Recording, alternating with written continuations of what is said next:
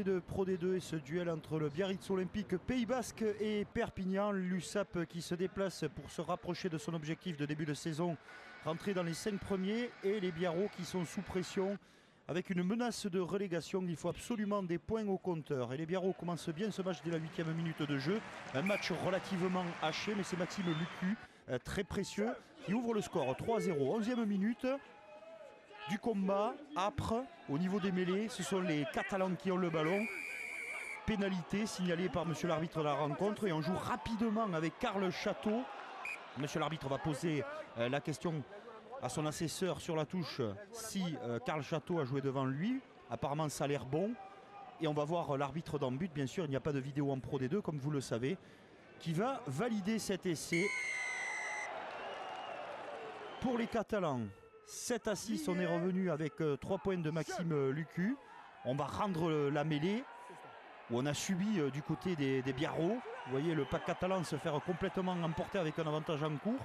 Le fils d'Olivier Roumat pour sa première titularisation sert Lucu. Lucu qui donne un ballon à hauteur, même main, pour Araté, 18 ans. La jeune garde biarrote sort du bois et c'est entre les poteaux. À la mi-temps, on vire sur le score de 13-7 pour le Biarritz Olympique Pays Basque.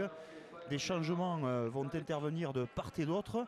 Et Biarritz revient toujours avec les mêmes intentions. Maxime Lucu face au poteau. 10 mètres a réussi cette pénalité face à l'indiscipline assez récurrente depuis le début de la saison. Mais les Catalans ont de l'orgueil. Ils se mettent toujours derrière leur mêlée qui est dominatrice. On se rend coup pour coup. Vous avez vu le droitier Biarro souffrir et Jonathan Bousquet s'exécute. Il marque 3 points. Biarritz mène 16-10 puis 19-13 avec 2 nouvelles pénalités pour les Biarros et les Catalans. Une pour Lucu et une pour Bousquet. Et sur cet avantage en cours, et c'est en avant des Biarros, c'est Alasdair Strokosch, l'international écossais, qui va dans l'embut inscrire le deuxième essai des Catalans. 19-18, le score est très serré, il y a eu des cartons jaunes. On a dégagé le ballon côté basque. Et là on va tenter une offensive avec les Catalans. On pense que le 3e essai arrive, libération rapide par le sol. On va charger, le ballon explose à l'impact et c'est l'ancien Eric Lund qui récupère le ballon avec ce superbe ballon volleyé pour Rodney Davis qui va partir dans l'embut. Il met les cannes, il peut saluer le public, il est sérieux jusqu'au bout quand même. Et il marque entre les poteaux. Biarritz mène 24-18, toujours des problèmes en mêlée pour monsieur l'arbitre et à se faire respecter, mais ne vous inquiétez pas, il va mettre des cartons jaunes. Il va se faire respecter d'ailleurs. Et c'est Lourdelais qui va être sanctionné, il a été averti, vous avez entendu monsieur l'arbitre.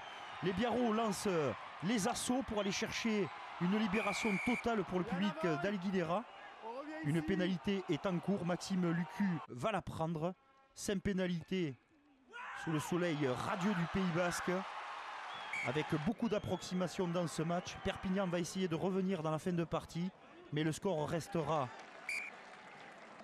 en faveur des Basques. 27-21, la bise pour Bertrand Guiri et ses anciens coéquipiers. Les Basques prennent un grand bol d'air dans la course au maintien. Perpignan reste 7e à la fin de cette 19e journée de Pro D2.